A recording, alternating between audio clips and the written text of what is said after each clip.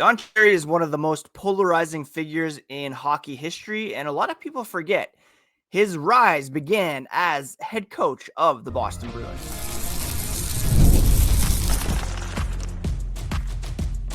You're Locked On Bruins, your daily podcast on the Boston Bruins, part of the Locked On Podcast Network, your team every day.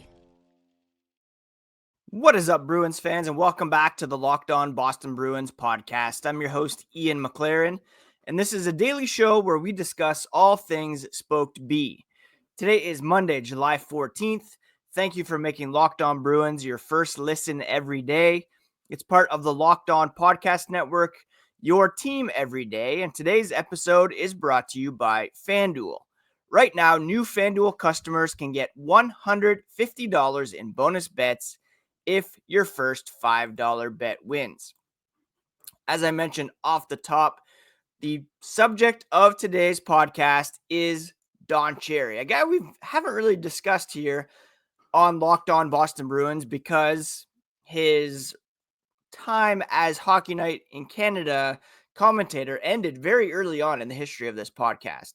He's one of the most iconic and polarizing figures in hockey history, and he helped define what it meant to be a Boston Bruin in the 1970s. Tough, proud, unapologetically blue collar. But his legacy, of course, is bigger than Boston, far more complicated.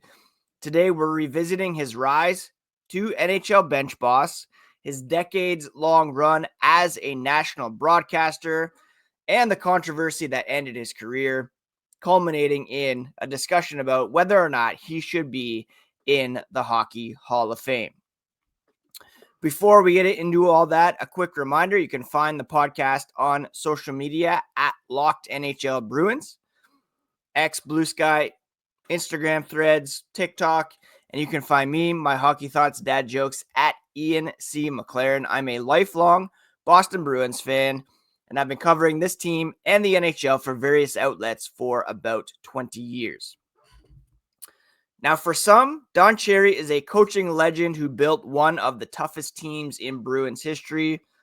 For others, he's the face of a bygone era, one who refused to change, and that caught up with him in the end. We'll cover his coaching days, his transformation into a cultural lightning rod on Coach's Corner, and the questions that still linger about how he should be remembered in the hockey world. And this all came up because of some comments made last week by his partner or former partner on Hockey Night in Canada, Ron MacLean, and a response made by Cherry over the weekend.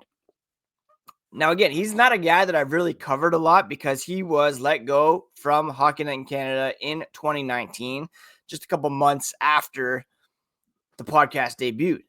I'm sure we touched on it at the time, but he hasn't really been in the hockey conversation over the last 6 years or so. He does have his own podcast where he drops some takes now and then. He appears in the Toronto Sun, where this recent article appeared, where he came back and cracked back at Ron MacLean for some comments that he made. But a lot of people, myself included, forget sometimes that he had a whole career in hockey as a player, a coach, before Hockey Night in Canada. He had a lengthy minor league playing career, most notably in the AHL, where he logged over 750 games and was inducted into the AHL Hall of Fame in 2019. He even played one NHL playoff game for the Boston Bruins in 1955. He did win 4 Calder Cups, captured the Lester Patrick Cup in the WHL, known for his physical style and his willingness to fight, and he was a prototypical old school defenseman, which, let's be honest, that's not really all that surprising. I forgot that he was a hockey player, right? Like, you don't really remember the fact that he was a career minor leaguer, put up a lot of penalty minutes, some points with Hershey, Springfield, Trois-Rivières, Rochester, Spokane, Sudbury. Like, he played all over the place, and yes, made one playoff appearance for the Boston Bruins in 1955.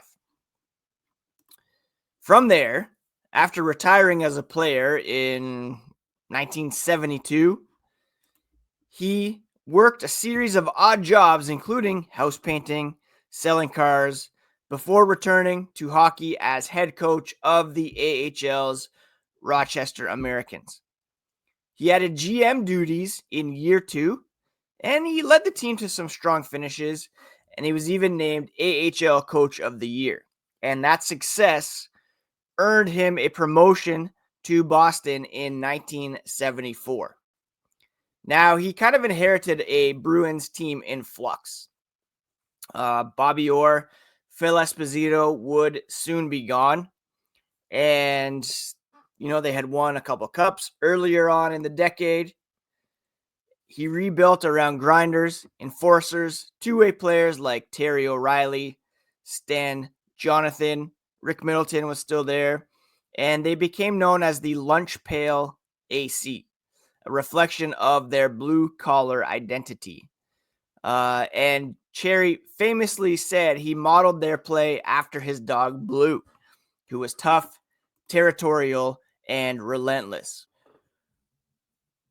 Maybe one day soon on the podcast, we'll get into how Bobby Orr's time with the Bruins ended. He did play for a little bit under Don Cherry, but did not have, the cleanest ending with the Boston Bruins. Let's just put it that way for now. As Bruins head coach, though, Don Cherry, 5 seasons, 4 division titles, 2 Stanley Cup final appearances, 1977, 1978, both losses to the Montreal Canadiens. He did win a Jack Adams Award as Coach of the Year in 75-76. He had 11 players with 20-plus goals in 77-78, an NHL record. And he led the team to some famous wins over the Philadelphia Flyers, out-toughing the Broad Street Bullies. But perhaps what he's most remembered for as head coach of the Bruins is the 1979 heartbreak that led to his demise as coach. Game 7 versus the Habs in the semifinals. The Bruins were up 4-3 with under 3 minutes left. Don't forget, they had lost 2 straight final appearances to the Canadiens in the previous 2 years. Cherry, trying to direct a late line change, was seen animatedly waving his arms on the bench, and confusion led to 6 players jumping on. Too many men on the ice penalty was assessed. Guy Lafleur tied the game on the power play. Montreal won in overtime, and Don Cherry blamed himself. He said, "The guy couldn't have heard me yell. I grabbed 2 guys trying to go over. That would have made 8. Just completely disastrous." GM Harry Sinden, with whom Don Cherry had a bit of a rocky relationship, dismissed him shortly after the loss. And despite a record of 231, 105, 64, 31 playoff wins, Don Cherry didn't really coach again in the NHL, except for a turbulent stint in Colorado. He coached 1 season there, the Rockies, who became the New Jersey Devils.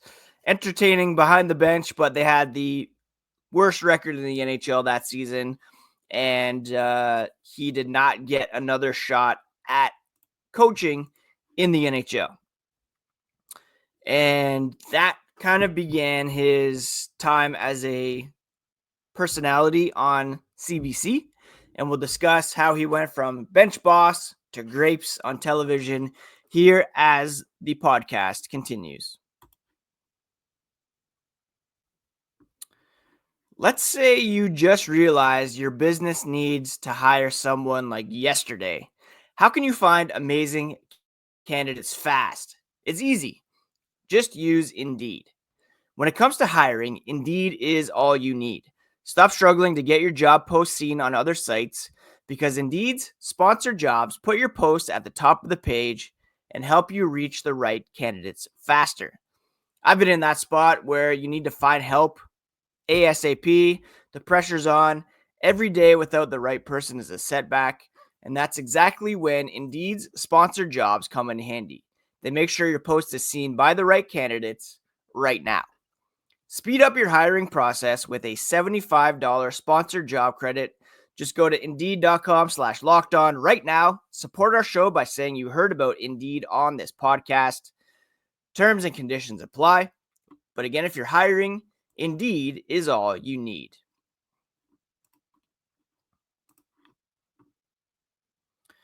Thanks again for making Locked On Bruins part of your daily routine. Please do subscribe on your favorite podcast app and on YouTube if you have not already. Today, we're talking about Don Cherry, how he had some pretty successful seasons as head coach of the Boston Bruins. A winning record, 4 division titles, 2 Stanley Cup final appearances, but a very controversial ending as he bungled a Game 7 situation. I can't imagine social media's reaction if that were to happen today. And he was let go. 1 season in Colorado.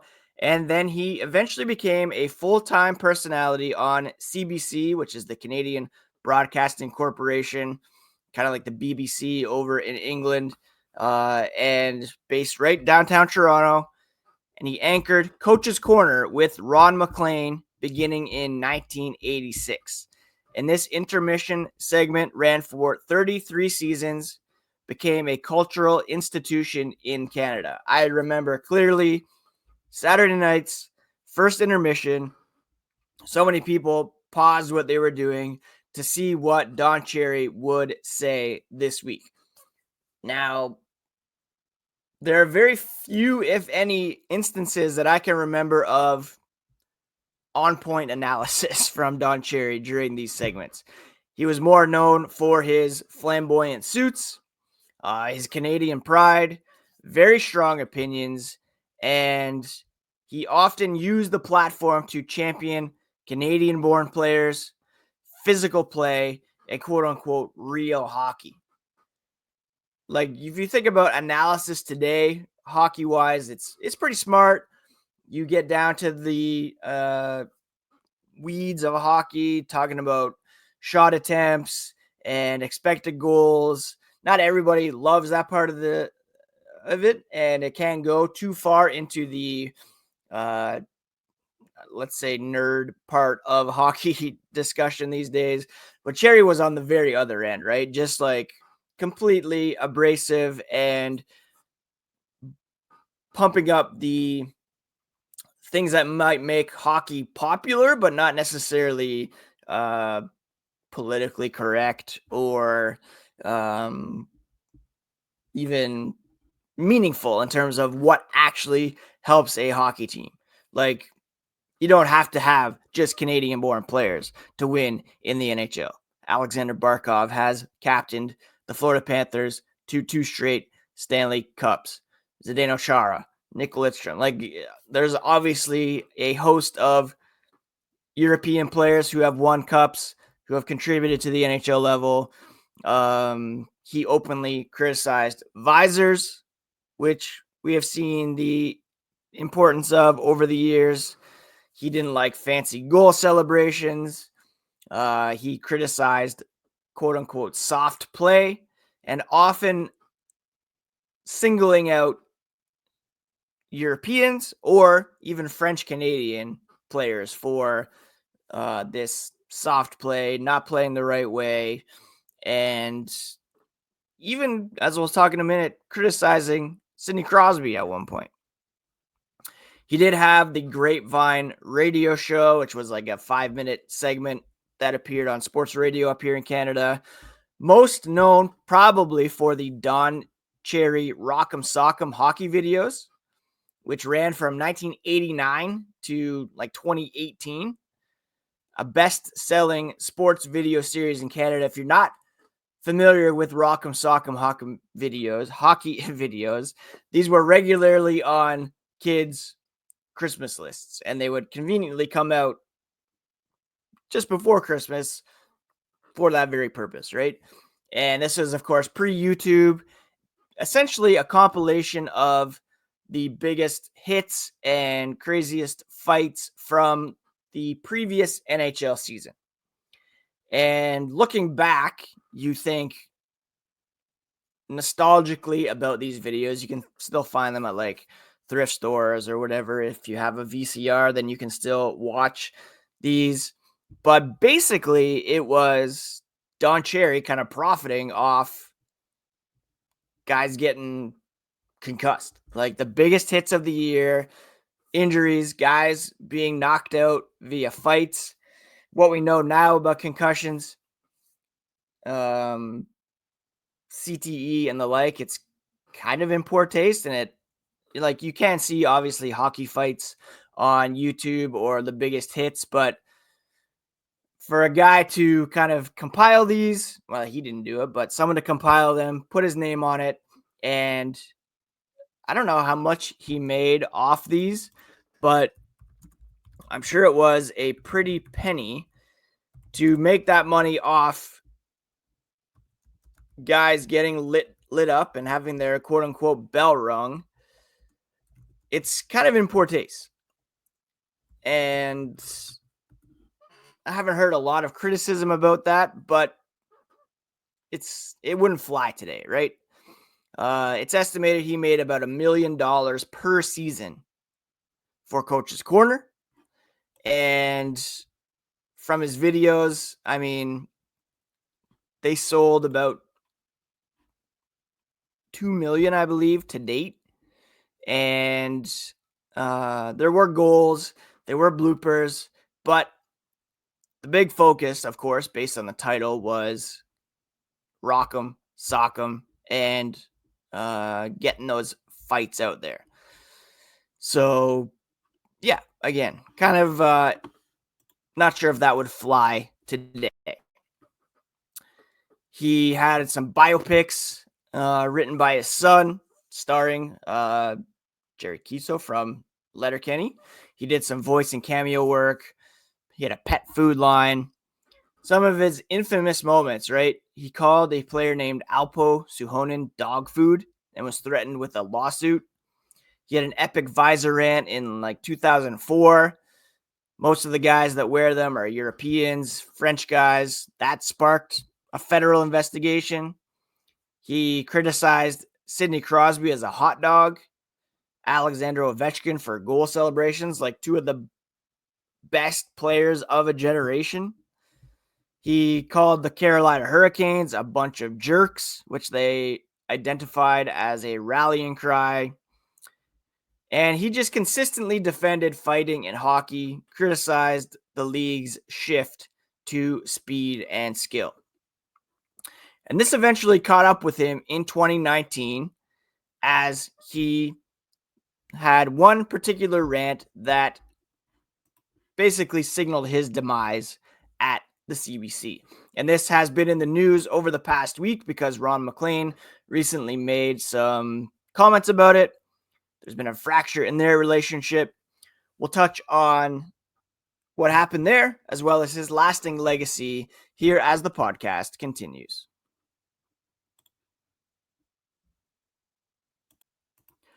Summer sports are in full swing, and whether you're all about baseball under the lights, golf on the green, or high-stakes soccer action, FanDuel is the best way to make every game even more exciting. Look, you're already following the action. Why not make it a little more thrilling? With FanDuel, you can get in on the game while your friends are getting sunburned at the beach. It's easy to use, fast to pay out, and makes even regular season games feel like must-watch events. You can track your favorite matchups, and the app keeps it fresh with new daily promotions and fun ways to bet. If you're new to FanDuel, new customers can bet just $5 and get $150 in bonus bets if your first bet wins. Just open the FanDuel app today or visit FanDuel.com to get started. Before we continue, just a quick wrap up on the Don Cherry Rock'em Sock'em videos. Again, I watch them all the time. I got some for Christmas. They were entertaining as heck back then, but now what we know about concussions, CTE, is clearly profiting off injurious hits, and that's kind of problematic today. You probably wouldn't be able to get away with that now. And he also wasn't able to get away with eventually what led to his downfall, which was Remembrance Day up here in Canada is a pretty big deal. It's where we commemorate veterans for their efforts in World War I, World War II, and we often wear poppies as a symbol of that based on the famous In Flanders Fields poem. John McCrae, there's a school in town here. He was born in Guelph. There's a homestead for him. And wearing a poppy is seen as a big deal. And Don Cherry on Hockey Night in Canada called people out for not wearing poppies, referencing kind of you people, calling them out for not wearing poppies, taking advantage of the Canadian way of life, but not being willing to cough up a couple bucks for a poppy. Now, this was widely condemned as xenophobic, as racist, and the CBC, Sportsnet, the NHL, and the Royal Canadian Legion, which is kind of the club for vets, rebuked his comments. And Ron MacLean apologized. Jerry refused, saying he's had his say. Now, going back, he obviously had a history of kind of xenophobia. I don't want to make this super political, but you just can't be saying that kind of stuff on TV, on arguably one of the biggest platforms in the country. So 2 days later, he was let go by Sportsnet, ended Coach's Corner after 33 years. Ron MacLean delivered a tearful apology the following week, but others came to his defense. Nazem Kadri said the comments were taken out of context. Bobby Orr, who Don Cherry loved, regularly showed clips of his famous diving goal, was part of the Coach's Corner intro. Bobby Orr called the firing disgraceful. Orr and Cherry have a long-standing relationship, of course. Close relationship built on mutual respect and friendship, and it stemmed from their time together with the Boston Bruins. Orr was coached by Cherry for 2 seasons, and Cherry has consistently praised Orr as the greatest hockey player of all time. Orr, in turn, has defended Cherry against accusations of racism and, again, called his firing from Sportsnet disgraceful. And Orr has advocated for Cherry's inclusion into the Hall of Fame, citing his contributions to the game. Now, Cherry did launch a podcast, which ran until just a month ago. It might come back. I'm not sure. They didn't officially end it, but for now. And in a recent interview with the Toronto Sun, Don Cherry responded to something Ron MacLean had said a couple weeks ago about Poppygate, as it's been called, being a planned exit strategy due to health issues. And Ron MacLean cited some health issues that he had been having, Don Cherry had been having, dating back to the 2019 Stanley Cup final between the Bruins and the St. Louis Blues, and perhaps that he, instead of as a tough guy kind of admitting to these health issues, he just said something like this to force their hand to push him out instead of taking a step back on his own, which could have been seen as a sign of weakness in that kind of atmosphere that he's created, right? Don Cherry just straight out said that's a lie. He never planned it. He didn't want to be fired. He didn't go to the hospital in Boston in 2019, as Ron MacLean suggested. He went to his room. He was just pretty tired. And, he's an older guy, right? And his family also kind of got angry because Ron MacLean is just kind of talking about his health history in the papers. And that is, kind of insensitive or not cool at the very least, right? The interview in the Toronto Sun kind of underscores Cherry's ongoing desire to control how his story is told, even this much after his departure from TV. He doesn't want Ron MacLean out there telling his story, and a story that he claims is completely false. Again, Ron MacLean very open about his health, some not allegations, but just contention that he was sick and therefore planned this crazy statement in order to be pushed out of Hockey Night in Canada as an exit strategy. Ron MacLean said he was ready to have an exit strategy.